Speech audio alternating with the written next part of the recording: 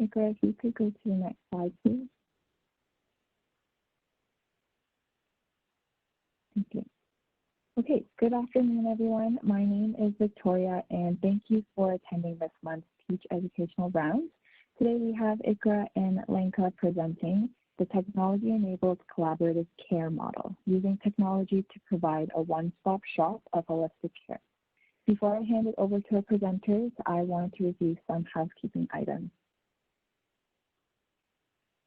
If you are interested in obtaining a letter of conclusion for this Teach Educational Round session, please make sure you have registered for the webinar and completed the pre-learning assessment, signed in and viewing, and ensure that you're viewing the webinar using your first and last name, and complete the evaluation and post-learning assessment after the webinar, which you will receive a link to by the end of tomorrow.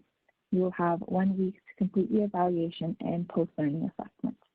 Please note that a copy of today's presentation slides will also be sent with a recording of this webinar by the end of tomorrow.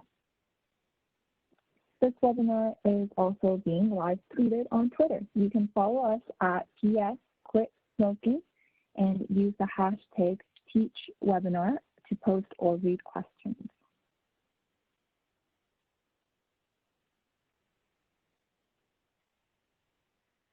Our first co-presenter, Iqra, is a research and care coordinator in the nicotine dependence service at CAMH and a part-time professor at Durham College for the Addiction and Mental Health program. Our second co-presenter, Lenka, is a research and care coordinator also at the nicotine dependence service at CAMH. And Lenka also provides psychotherapeutic services to adolescents and adults in the GTA as a registered psychotherapist. Our presenters today have no disclosures to report or potential conflicts of interest. Potential sources of bias outlined on the following slides have been mitigated by making this information accessible and available to all participants. Please note that the content of the Teach Educational Rounds are centered on evidence-based guidelines from the following sources.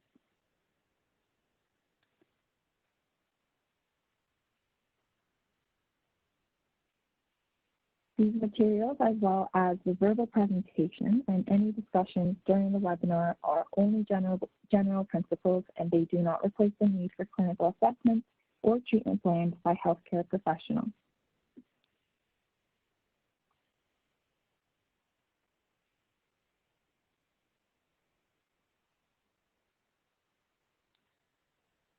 And before I hand it over to our presenters, I want to orient our attendees for one last time on how to use this online platform.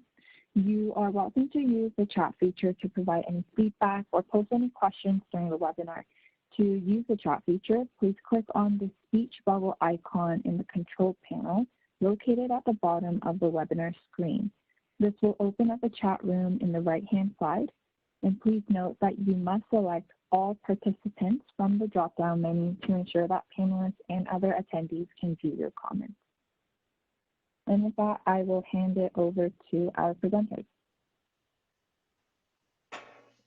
Hi, everyone. Thank you, Victoria, for that introduction. I just want to make sure that everyone can hear me. So if someone can just type in the chat box, that would be great.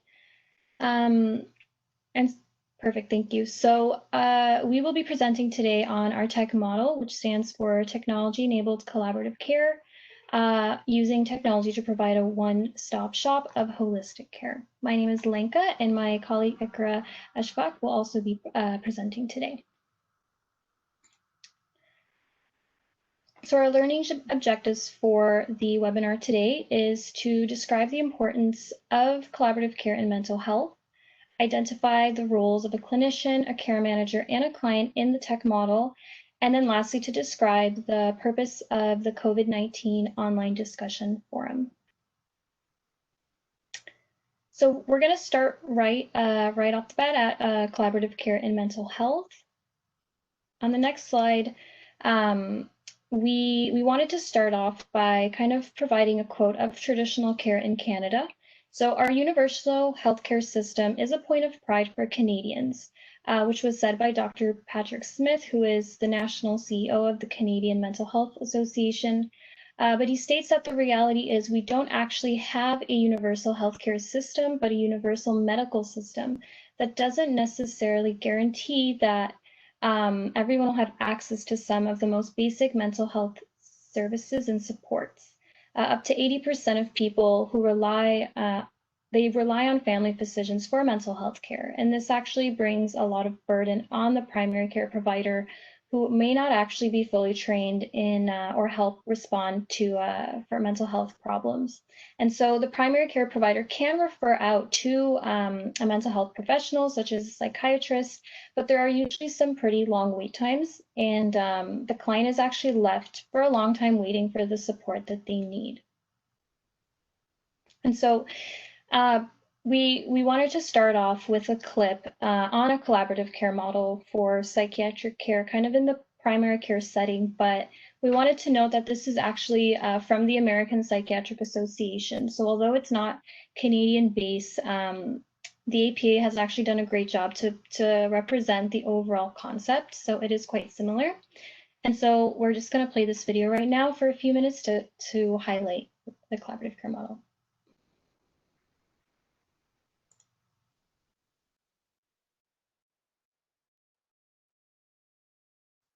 Iqra, I think you just have to unmute.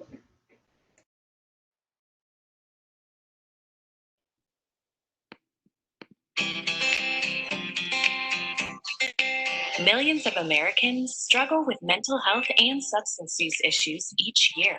But quality treatment can be difficult and expensive to access, often leading to a lot of unnecessary medical expenses if left unaddressed. We know that when accessible and done right, psychiatric treatment works. Many patients with mental health and substance use concerns talk to their primary care providers, or PCP, first. PCPs traditionally have had two choices: treat the issue themselves or try to refer the patient to a mental health provider, like a psychiatrist. Unfortunately, medical providers sometimes don't know how to respond or how to help patients access quality mental health care.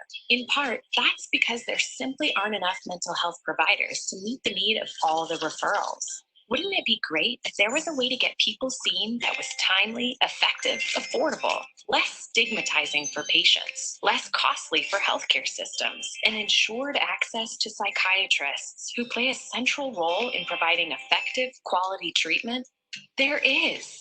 The collaborative care model is a way to provide psychiatric services in the primary care setting. The collaborative care model has a rich body of scientific evidence supporting its efficacy. How does it work? The cornerstone of the model is a behavioral healthcare manager, a mental health professional who practices right in the clinic with the primary care team, ensuring accessibility. This care manager works directly with a consulting psychiatrist who provides the expertise to keep treatment on track and who is available to offer support on cases that need extra help.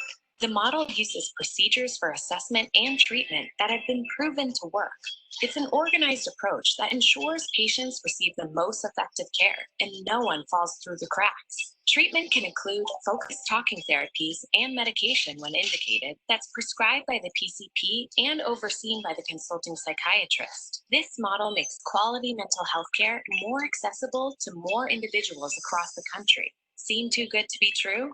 Collaborative care is happening right now all over the country, and it's reimbursable by insurance. Psychiatric treatment works, and the collaborative care model helps more people access it. With this model, providers can focus on what they do best: help people get better. Interested in learning more? Visit psychiatry.org/collaborate for more information. Hey, wonderful. So that was a really nice video that really summarized it. And we just wanted to also kind of highlight the major points of the video and of the collaborative care model. So the first point is providing client-centered care. So the client is part of making their own goals and choosing them, and really just being able to highlight what's most important to them and what they want to work on. This leads to treatment planning. And so the plans are created with the input from the clients as well as all the members on the team. So the client is an active member on in their team and part of their treatment planning. So their presenting concerns and goals are really considered and implemented as appropriate in the treatment planning. And lastly, evidence-based care. So evidence-based care is the last component that we really want to highlight of this collaborative care model, where higher standards of care is implemented based on evidence-based research to make sure that we're providing the best care possible for clients based on research.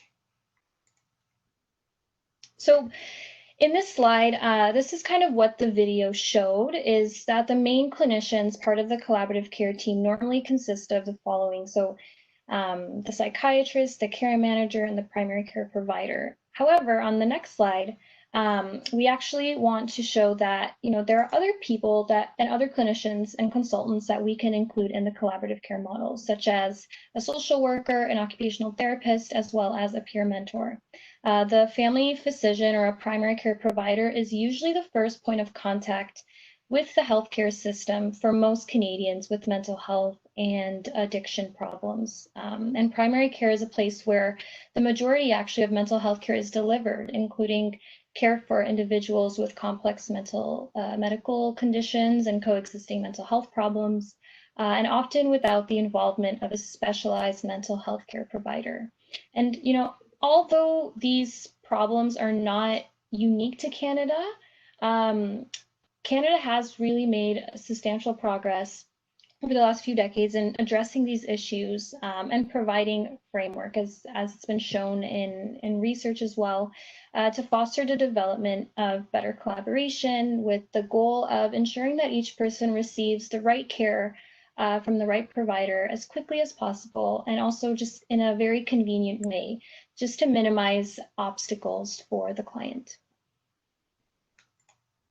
Although there are some disadvantages, as with most things. So the two that we really highlight here is the first one. So providers traveling between sites. As we know, providers are often booked up with sessions, and so having to also book kind of a time slot for the provider to travel between sites could be a big disadvantage. It could be a time where you can see one, two, or three more clients. And secondly, academic and well-resourced urban areas is usually where this evidence-based collaborative care model is utilized. And this can be a problem for clients who do not have access to a well-resourced or urban center, such as Northern Ontario. And so my colleague Iqra is now going to take over and go more into our tech model. All right, thank you so much for that, Lenka. Yes, we're going to talk about the tech model. So Lenka did a great job talking about the collaborative care model, and we want to talk about how we virtualize that, and we're calling it the tech model. So on the slide at the bottom, you can see what tech stands for. So it's technology-enabled collaborative care. And what we did is we actually conducted a research study. So it was a feasibility study where we wanted to examine of how we are able to promote healthy behavior change. So that includes three things. That's nutrition, physical activity, and how to quit or reduce smoking. And we wanted to do that through the use of technology to facilitate that communication across the healthcare sectors and to really activate our clients and also their family members. So how this works is this image here represents clients, and clients and the dots around it represents the network and their team, their circle of care that they have before even coming to our project in our feasibility study. So you can see that different clients have a different team set, and the legend shows on the left side. So here we have a care manager. So for instance, that's myself. And what we would do is we would connect with clients. So here it's just showing 3 clients, but depending on our caseload, we could have a lot more. And we're connecting with them virtually. And what we do is we're using this time virtually to connect with them to help promote those healthy behavior changes that I mentioned. And then what we do weekly is we connect with a virtual care team. So this virtual care team is a team of experts. So that involves a psychiatrist, we have an addiction specialist, a dietitian, a rec therapist, that peer mentor that Lenka mentioned. So this peer mentor is actually someone with lived experience. So in our feasibility study, we were targeting youth with psychosis. So this peer mentor actually had lived and living experience with psychosis, and we really much valued that perspective within that team. And then you can see that there's room for other specialists. So we also had room for other specialists if we felt the need to incorporate them and involve them in the care. And that can also involve people of their main team. So if they had a family doctor or they had their own treating psychiatrist or social worker that wanted to join the team, they were more than welcome. They were actually highly encouraged to do so. So that's just showing what would it be on part of the way of how it worked. And with the care manager as myself, you can see in this image that we're the only ones who have direct contact with the client and not the virtual care team. And we purposely designed it that way so that clients only had to share their story once. A lot of the clients have mentioned they were sharing their story over and over and it became difficult for them. And what we wanted to let them know, it was like a one-stop shop. They just tell one person their story and that person, it's their duty as the care manager to get them all the team that they need. So here you can see that at the bottom, we're representing Lenka. So Lenka was also a care manager and she had her set of clients as well that she was helping promote those healthy behavior change. So for our feasibility study, at one time, we only had a maximum of 2 care managers, but this model, we want to show it can be expanded. So imagine we had more care coordinators or care managers, sorry, and they had their own set of clients. And then we added more care managers. That just shows that it can have an exponential factor where we can actually help a lot more clients. And you can see in this image, the same virtual care team is at the center and they're still assisting the same people, like more people. It's the same consultants in the center. So what I want to show is we actually had a virtual platform, like I mentioned, for us to be able to connect with our clients. So we have a video it's a short video that shows what this platform looks like. And then I want to show you the different elements and features that the clients had access to. I'm just going to play that. And what I'll do is, let me just turn down the volume. Sorry about that. Okay, so here you see the dashboard. This dashboard is where the clients would join in and they would sign in. So they're completing their initial setup. They would fill out a registration form and they connect it to an email that they can get email notifications about. Like I mentioned, it's a feasibility study, so they needed to consent. So we got approval through ethics to do this electronically. So they're able to fill out the consent form electronically, meaning everything from the beginning, from consent all the way to the end, is done virtually. They don't actually need to come in person, which we thought was really valuable. And then here we have the dashboard. The dashboard is basically a place where the clients can go if they want to see a snapshot of all the tabs on the platform. So they can come here, kind of get an idea of what's happening on the platform, what's coming up, and what's available for them. And then they can click directly into there. Or alternatively, they can actually just scroll up and go to each tab and the specific tab that they want. So let's say it's time for their scales and assessments. They got an email about it. They can actually come here and fill out their assessments. And we encourage them to do and we will be there if they need any support. So here you can see they can do that. They also see their progress through it. So these stars will fill out as they complete each assessment. Also, the other feature is the messaging feature. So if they have any questions about the assessments, they have any questions in between sessions, because we speak with them virtually, like synchronously, once a week. But in between, if they have any questions for us, they can come on this platform, and this is all completely secure. So the messaging here is completely secure along with the entire platform. It has been approved and it's compliant with PHIPAA regulations. So here you can see that they do they can message here, messaging back and forth. There's also ability to attach files, share resources through that. The next feature that we want to show is the goal setting feature. This is very important when it comes to healthy behavior change, not only to create SMART goals, but to actually track them. And what we want to do is have clients have the ability to type in their goal that they want, then they spoke to their care manager about, be able to put that directly onto the platform, and then come here to track them. So for instance, the goal accomplished, we encourage them to write things like what went well, how do they feel, to really motivate them to keep going with that goal. We also have another feature on the platform. It's about goal not being accomplished. And we tell them it's equally important to write why they didn't accomplish it, maybe what some obstacles, so that as a care manager, we can review that in between calls. And maybe we would realize that the next session will maybe need to reevaluate that goal. It may have been too overly ambitious or not suitable for that moment.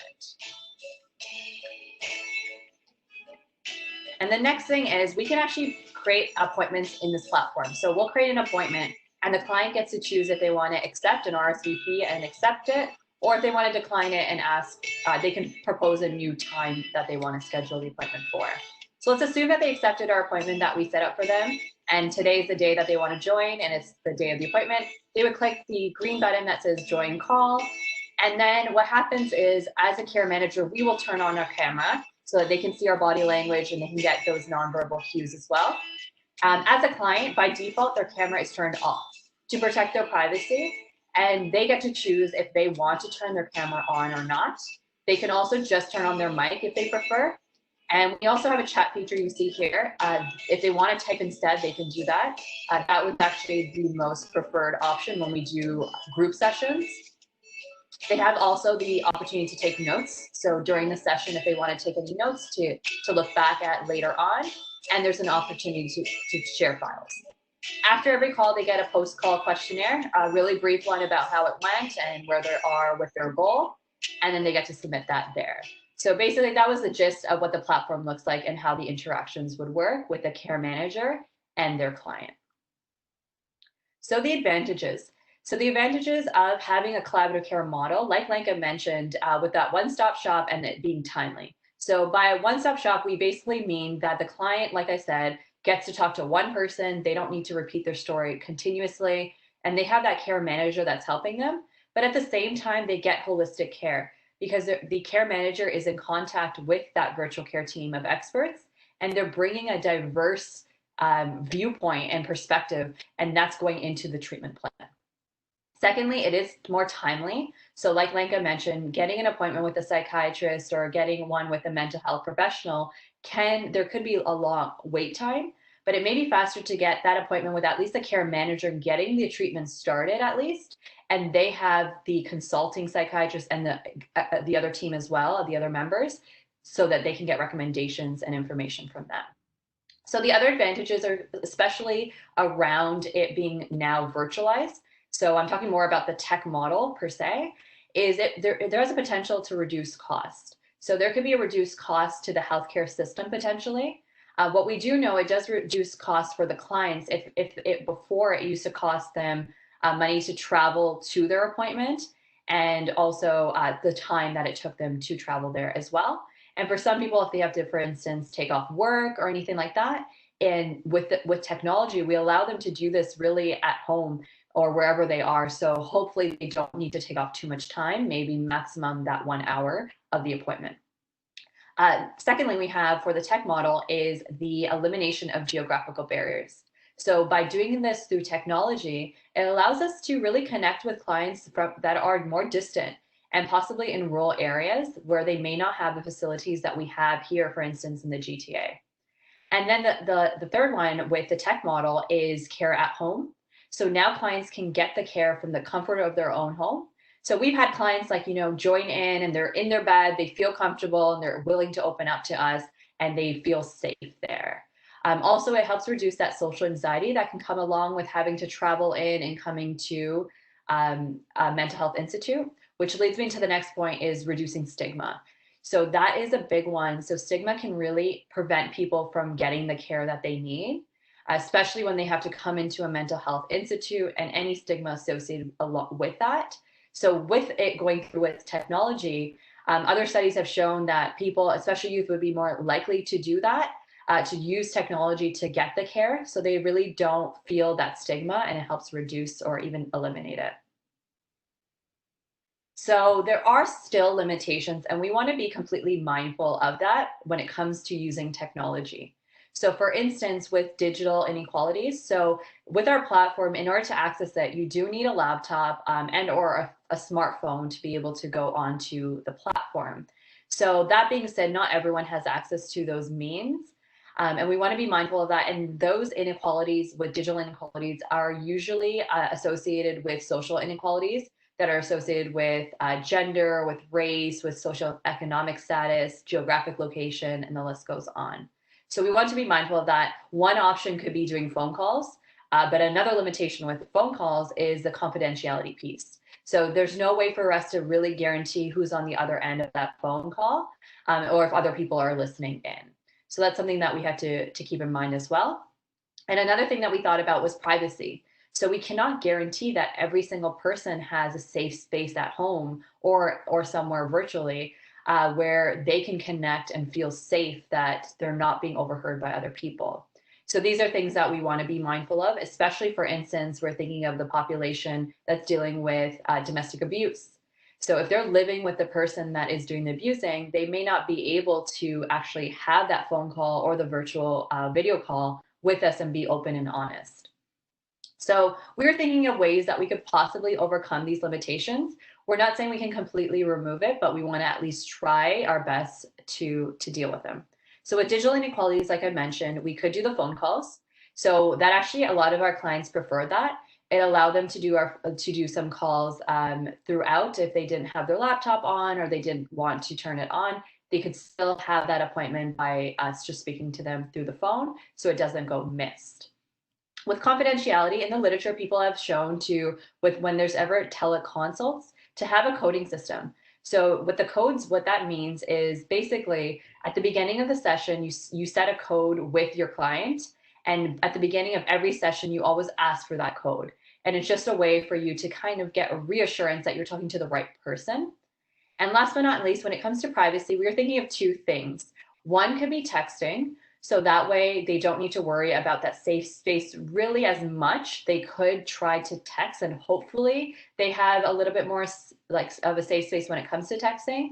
But the more important piece that I do want to emphasize is when we talk about technology, we don't want to say in a way that we're completely substituting in-person visits. We do want it to be something that is used adjunct to the in-person visits. So for instance, let's say a certain set of clients prefer coming in person, that be because of safe space, that be they prefer seeing someone in person, just the social element, or they feel more safe that way. We actually encourage that. And we encourage that for our clients too. We did give them that option. And out of all, I believe we had overall 70 users. We had one who preferred to come in person, at least to do the assessments. And we valued that, and we made a space for them to do so as well. So again, I want to reiterate, it's more of a combination approach, and having the technology there adjunct to in-person visits as opposed to completely overriding the in-person visits altogether. So the last section that I want to talk about today is the COVID-19 online discussion forum. So how this came about was Lenka and I were part of a bigger team at the Nicotine Dependence Services, and we decided to create a discussion forum for those who are dealing with stress and anxiety related to COVID-19. So Lenka and I, from our skill set and our expertise with the tech model and working with clients virtually, we were really able to bring those skills that we learned to this new project. So what it is was basically we realized there's a lot of stress associated with COVID-19, especially at the beginning when it was completely new and all the restrictions. So this is not an exhaustive list. Of course, the list goes quite on, but this is a limited list that we put together of there's frontline stress, there's financial stress, people feeling lonely and isolated, people having issues with childcare and still having to work at the same time, parents concerned with their child's education, on how they're going to do it virtually and if the child's going to get enough education. People feeling really anxious of going out. So thinking about even going grocery shopping or getting their medical supplies, the anxiety that was attached to that. That can't visit their family members, especially in the earlier phases when there were heavy restrictions on social distancing. Feeling lonely, uncertainty on how long this is going to last, the concern if there's going to be a second or a third wave. And like I mentioned, the list goes on. So like I said, we did create a discussion forum, and we hope to address these concerns. And what I want to show you is a promotion video that we had that our KMH team put together within the marketing team to help promote our discussion forum.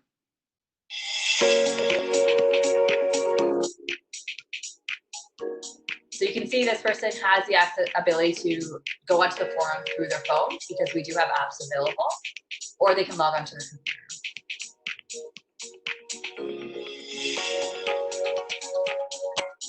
We also have moderators available at all times. So they are looking at every single post coming through and responding as needed. And we encourage you guys all to join. So join the discussion, provide some support, like your own. You can mention what you're going through, any stress or anxiety. You can help support other people. It is meant to be a peer-to-peer discussion forum. So we do want users, the public, to really help each other to support one another. So what I'm going to show are there's 3 different types of posts that have come through, the main ones, and I want to give you an idea of what those posts are like. So let me just read through that one. Sorry, here I have Lenka's face covering my screen. There we go. All right. So we do want to let you know that there's many different types of posts coming in, but we found 3 main categories. So one is someone who is dealing with stress and anxiety related to COVID. So I'm just going to read you her post. So it read, I work in an office, have locked the doors, so customers have to call first. I have plexiglass up and I clean nonstop. I wash and use hand sanitizer. I still stress and actually cry on the way to work and sometimes on the way home. There are days when I just want to leave and not open up again. I do have 3 others still working with me that want to work and can only work if I stay. Haven't slept properly in weeks. My stomach is in knots all the time. I find going for a little drive with the music blasting and forcing myself to sing with it really helps. By the end of the drive, I'm singing happily and forgetting what's going on for a little bit. So if you see a crazy person singing at the top of her lungs and hurting your ears, you know it's me, LOL. And then you can see here, I'm not going to read what the moderator posted, but you can see all our moderators are trained to validate the response and share the appropriate resources as needed for the public user.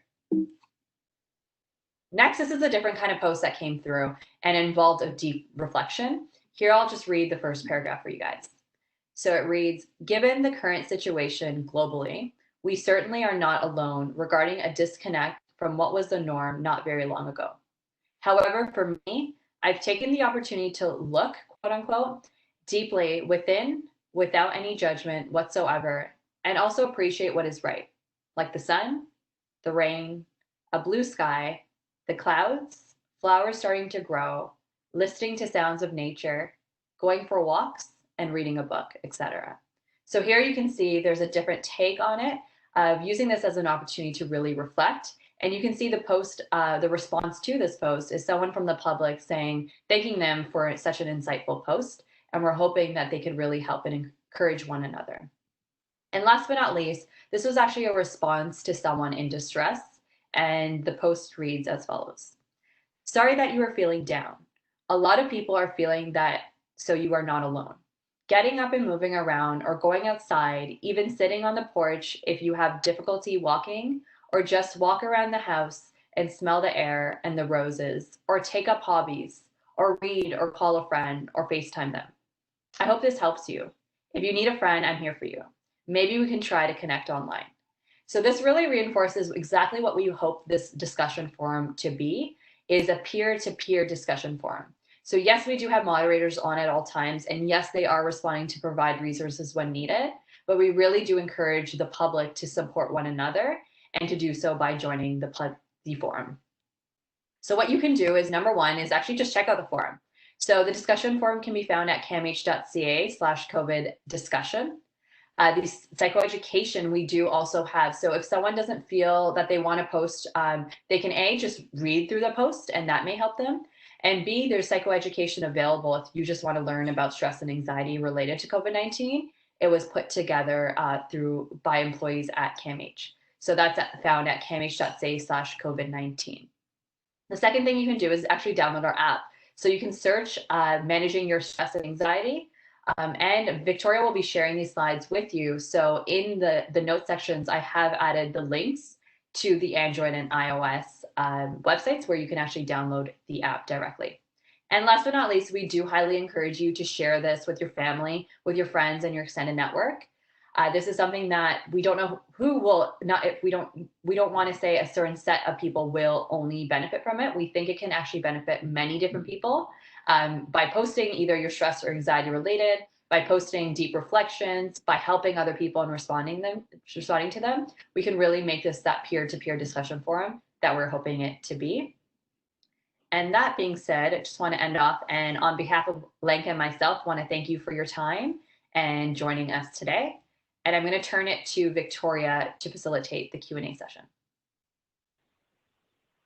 Thank you, Iqra and Lenka. I think the collaborative care model and the COVID-19 discussion forum are both so applicable in current times right now. So hopefully the attendees are taking some information that they also think they can implement or elaborate on at their practice. So I want to open up the floor for any questions. To post any questions, and if you haven't heard this already, if you can just click on the speech bubble icon at the bottom of your screen, it should open up the chat room on the right side. And when you are posting your message, please make sure you are selecting all participants. So we will wait for a couple minutes for the questions to come in, and let the presenters answer.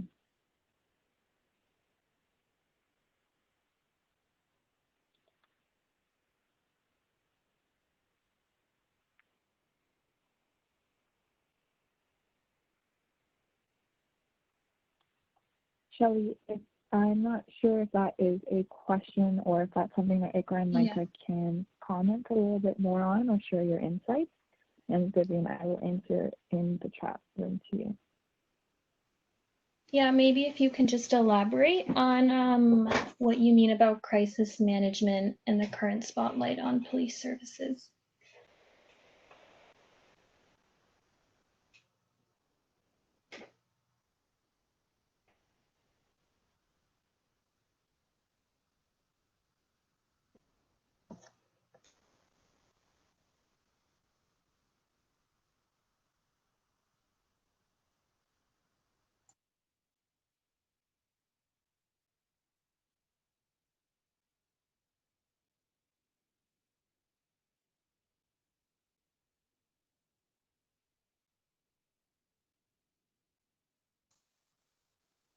So this is something that kind of strays a bit away of our collaborative care model webinar. It's kind of about, you know, the hard times in the media going on right now. You had a previous question earlier about crisis management and how we deal with crises for our clients when they're in distress.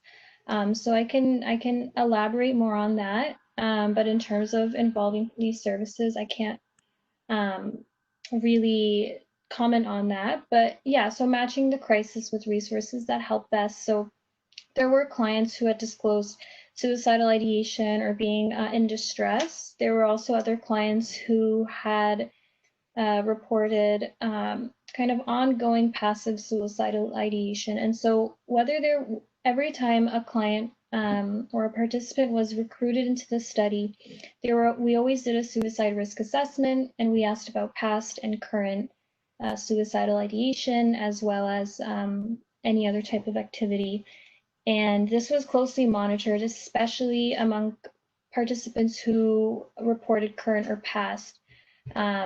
And it was, depending on kind of how severe it was, this was something that was regularly monitored through the platform when we did the suicide risk assessment, but as well as during the health coaching calls.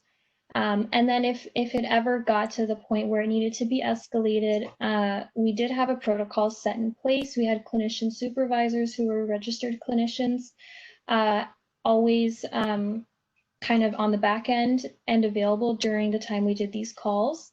And we would help them appropriately as needed. We were pretty lucky, our clients were pretty open and were able to talk to us kind of before crises would even come.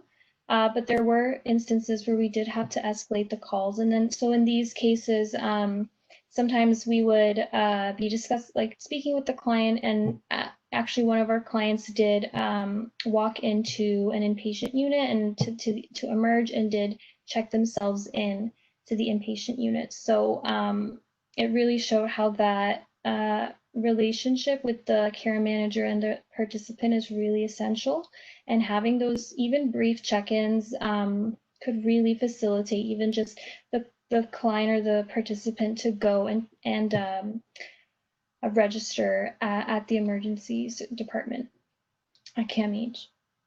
You're welcome. I can take the next one with Heather. Sure. Yeah. Okay, so it sounds like the tech model was a study, and that is correct. Yes, it was a feasibility study. Is this model and program continuing through CAMH? So that is the goal, really. We want to start with the feasibility study that we received funding for. And now we're in the actual time right now in the stage where we are doing data analysis. So we're hoping that we can get some actual numbers to show the success of this program. And we're hoping that will actually encourage and facilitate more funding to come through so we can create this as a standalone program. That is the goal. The good news is we did receive additional funding for COVID-19. So we are going to continue with the tech model and see how that goes. Fingers crossed we can continue this, because anecdotally, at least, we saw it being successful. We want to see the numbers as well to see if it mirrors what we went through and we experienced ourselves. So thanks for that question, Heather. Says, sounds amazing and would help as another mental health option for clients in our community. Definitely. And that's what we want to do, is expand it. The greatest thing is when we were doing it as a feasibility study, because we were using technology, we were allowed to contact anyone in Ontario. So it really allowed us to do more outreach to other places, especially those places, like I mentioned, in those rural areas that are more distant, that need these resources probably more because they don't have access to it. So fingers crossed we can continue.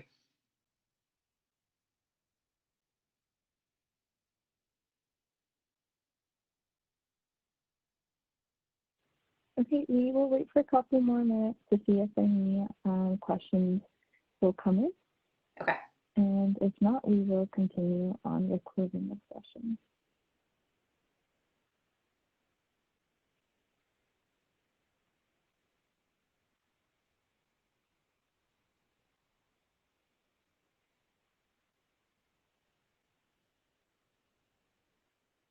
Okay. It doesn't seem like there are any additional questions. Before we end today's session, I wanted to go over a couple of items. This webinar has been recorded and will be distributed with a copy of the slides by the end of tomorrow. And a link to the evaluation and post-learning assessment will be sent to you by email. And you will have 1 week to complete it for a letter of completion. If you viewed this webinar as a group, please do email teach@camh.ca with a list of the names of those individuals by 3 p.m. today. Our next educational round webinar, titled Feeling Stressed, Don't Line Up, will be presented by Dr. Wayne DeRuiter on July 8th, 2020, from 12 to 1 p.m.